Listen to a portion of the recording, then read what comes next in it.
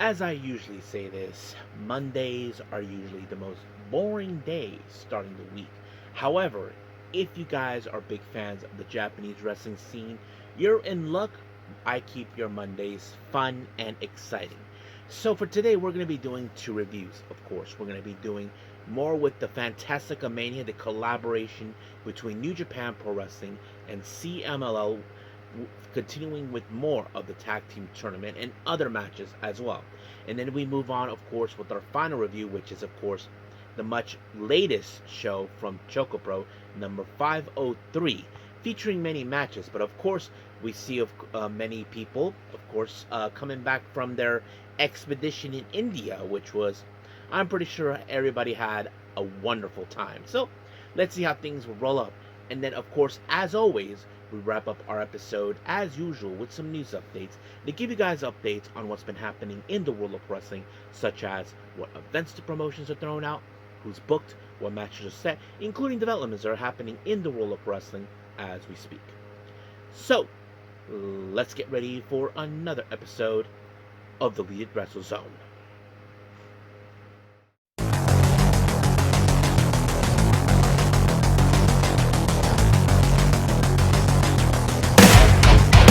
Are you ready? Get up, get up! Get up, get up! Get up, get up! Get up, get up! Get up, get up! Get up, get up! Hey everyone, welcome to the Lead Wrestle Zone, all things that is pro wrestling with AEW, NXT, New Japan Pro Wrestling, TNA, the National Wrestling Alliance, various promotions, wrestlers, matches, and championships. I am your host, J-Rod here. So, if you are new to the channel, welcome. This is a channel where we do a lot of pro wrestling reviews from various promotions, not only here in the United States, but also in Japan, Mexico, Canada, Europe, the UK. In the world of wrestling, it's not as big, but it continues to grow. We also, of course, do discussion videos, talk about various topics such as the wrestlers themselves, the promotions, factions, storylines, whatever we want to talk about. We also, of course, do more news updates. If certain information is unable to be on this episode, we can either put it on the next one or on a separate video by itself. We also, of course, do real-time news updates to keep you guys on alert if something has happened in the world of wrestling that needs to be addressed ASAP. We also, of course, got to do Nagi Sayaka Watch and various other cool wrestling content as well. So if you like what you see, please subscribe to us or click on that subscribe button. You'll be gaining a lot of daily reviews and other cool wrestling content as well. But if you like this episode, please give us a like on the like button or a nice comment in the description down below. Now, enough with the jibber jabbers, let's get to it. So, let's begin with more of the collaboration between New Japan and CMLL, Fantastica Mania.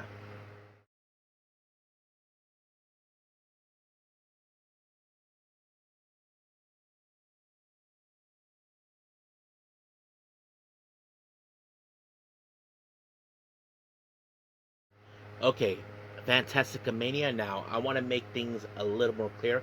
Presumably, I thought I was going to watch day 2 of Fantastica Mania, but it turns out it was never a live broadcast.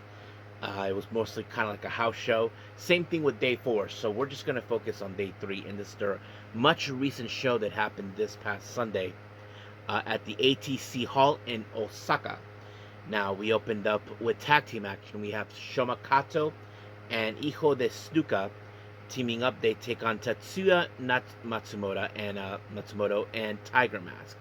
Nothing too special about the story, but however, as you all know, Shoma Kato will be making his excursion very soon to CML because, as you know, his classmate is now making his way to Germany for WXW, and that's something that everybody else. But how did he do here?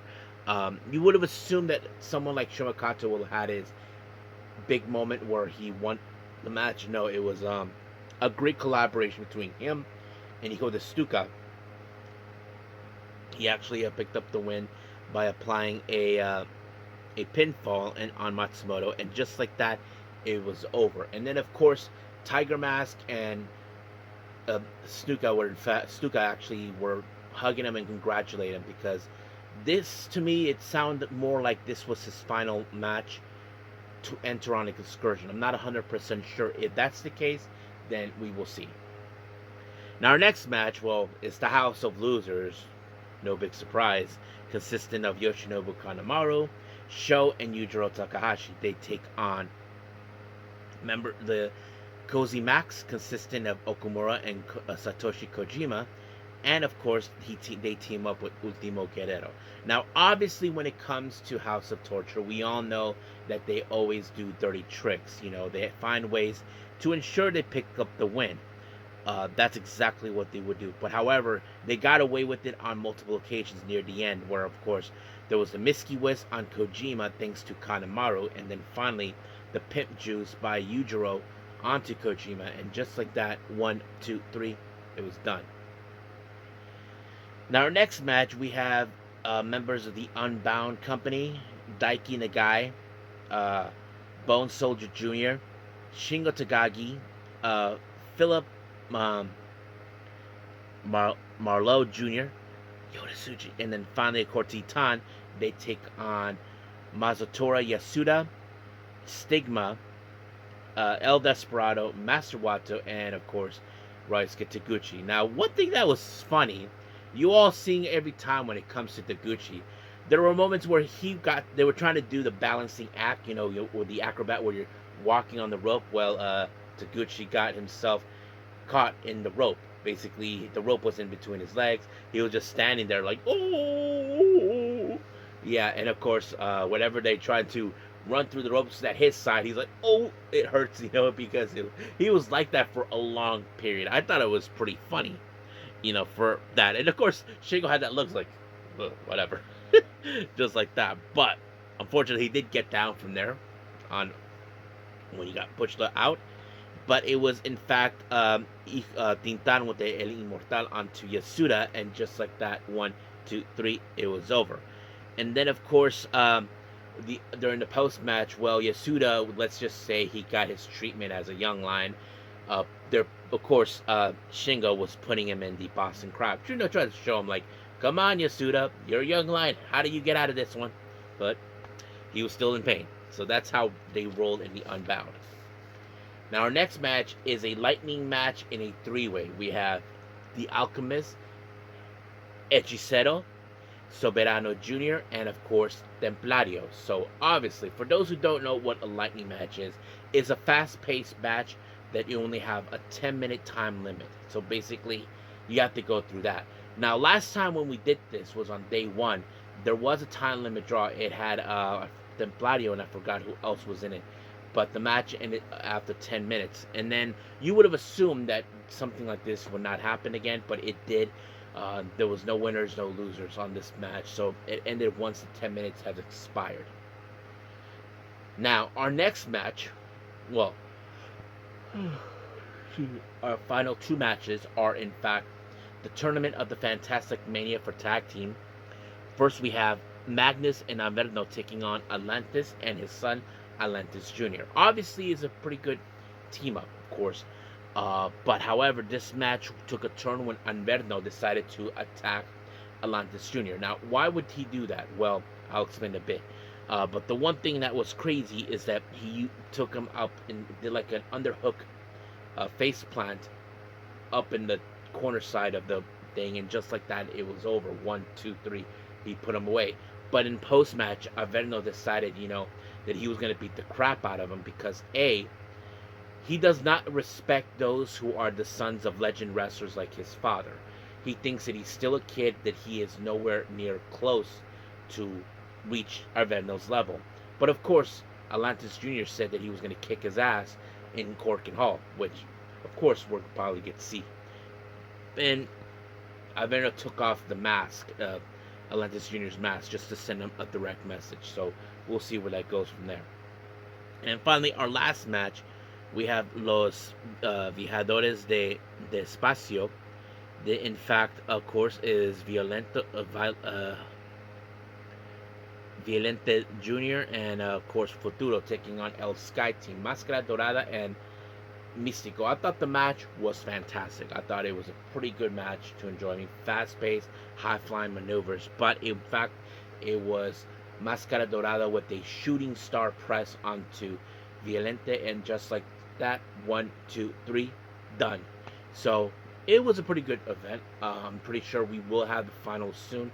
I'm not sure if it's going to take place at the Korakuen Hall event, so we'll pay attention to that. But right now, we're done. Let's move on with the last review, and that is ChocoPro.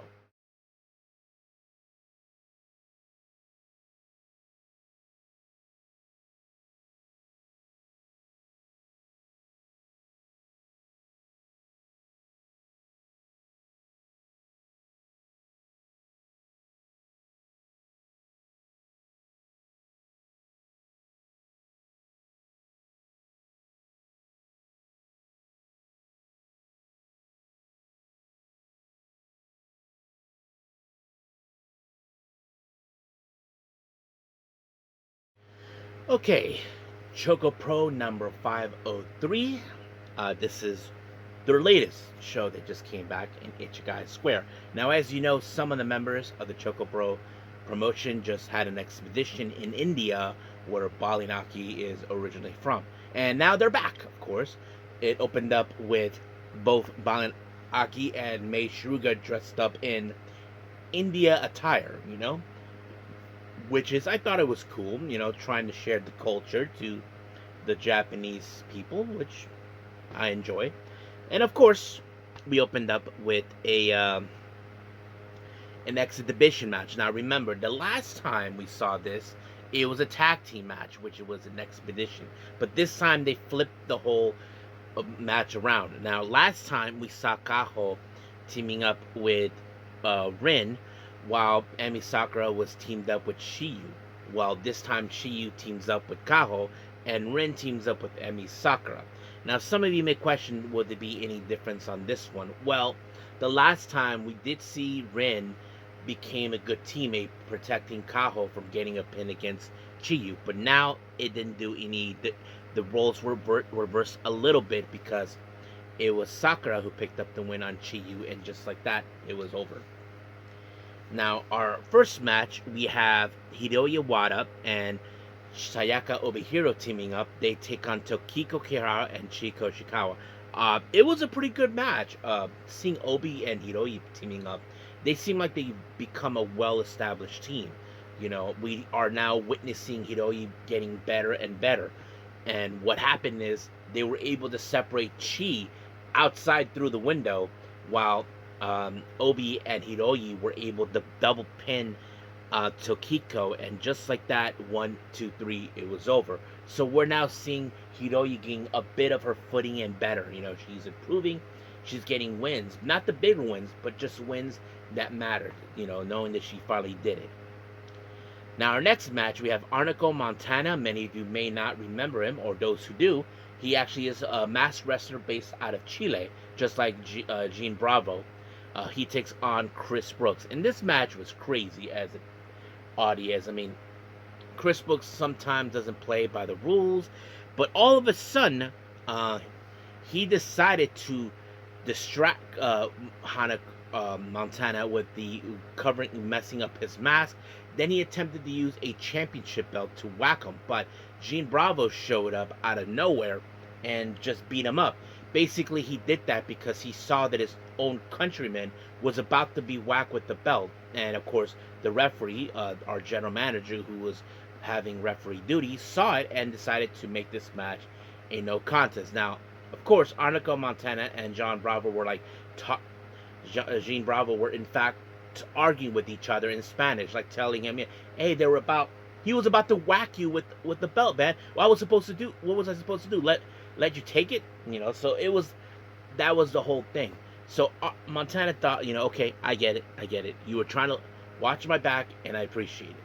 So that was the whole point of the whole thing. Basically, he couldn't let Harnico Montana get whacked with the belt, so he appreciated that out of him. Now our main event is Emi Sakura and Mei Shiruga teaming up, and of course they both came out in Hindu attire, which is interesting. they take on Miya Yatsuba and Rina Yamashita. Now, obviously, we have seen these two team up before, but how any difference? Now, you got to remember, Mei Suga knows exactly what Miya Yatsuba is about. She was the one who trained her.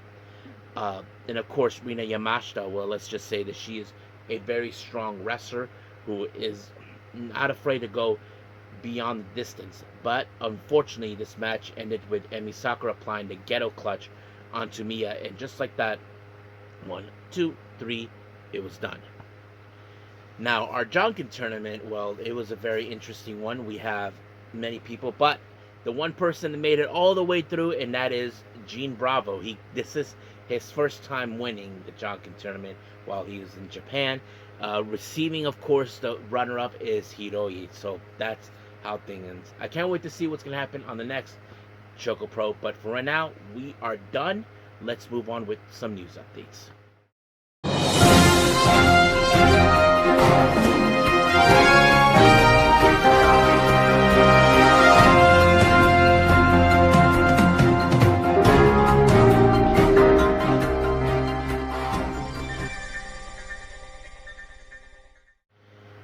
Okay, so welcome to our news update. So let's begin, as always, with some upcoming events.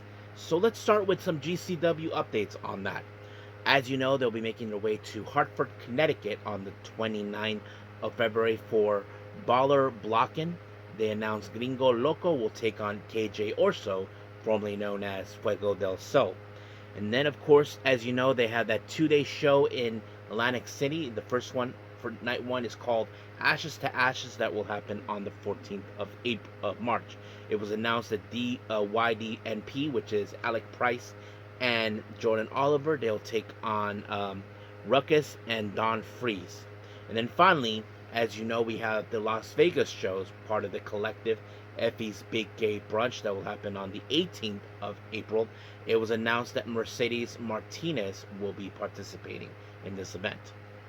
Moving on, as you know, we have the collaboration between Ring of Honor and Maple Leaf Pro for the Global Wars Canada on the 27th in Windsor, Ontario, Canada. It was announced that the Gates of Agony will be participating in this event. And then, of course, House of Glory has announced that they'll be making their way on the 16th of April to Las Vegas. So yes, they'll be making their way to Las Vegas. Don't know exactly the location yet, who's going to participate, but we still got a little bit to go from there, and we'll see. Now, Kyoko Kimora, many of you may know her as the mother of the late Hana Kimora. Well, she just put on her social media that yes, there's going to be another Hana Kimura memorial show, and the title is called Hanur. Now, if you all know this or not, they always do these things like, of course, words, a word that they put it like matine, which is a word that, of course, is in Indonesian and plenty. They do all the time. That's pretty much it. If you probably ask me where it's going to take place, it's going to. My guess will be in Corkin Hall on May 23rd, which of course is the day where Hana Kimura passed away. Kyoko Kimura even mentioned that she has been hopefully to get Nana Takahashi to be involved in some way, even though she's retired. So we'll see how that goes from there. Now on to some developments here. New Japan has announced that Valiente has suffered an injury in Osaka. He'll be not participating for the remainder of this tour. I'm not sure if he'll be sent home right away, but we'll see. It was later announced due to the situation going down in Mexico, as you know, with the whole cartels, is being told that AAA may have to cancel many of their tapings with Fox due to the situation down there. Of course, as you all know, that things have gone crazy down there recently with the recent activities, that sort of thing. So it's very understanding. And then finally, Fightful Select reports that Ring of Honor will be shifting back to studio shows taping. So it will begin, of course, on March 1st, and the location will be possibly taking place in Jacksonville. So yes, as you probably know, they probably were thinking about this for a while, but we'll see. But as of right now, we'll leave things as it is, and we'll call it a day. Well, I hope everybody enjoys this episode. Coming up, we probably will have NXT. I am considering doing Prestige Wrestling, which is their last show they did. As you know, they're going to be in a indefinite hiatus. It's not a matter of goodbye. It was more like, I'll see you guys later. Don't know when or where, but yes, that's the situation. So I will consider doing that. So we'll just have to wait and see. But I am considering doing more of the Mighty Gold. We just Many shows have already happened. My initial plan that I have is to reach up from day 6 to day 5 to day 8. So I will go from there, do those, and then move on to the next 4, which is day 9, 10, 11, and 12, which is their most recent one. So I will do those too. So be patient with me on that as well, and I'll do the same thing with All Japan, and I'm considering doing that with every other shows like that I can do. So that way I can keep up with all of it. So as of right now, we'll leave things as it is, and until then, I will see you guys in the next DWZ time, same DWZ channel. I must bid all of you adieu. So goodbye, and have a nice day.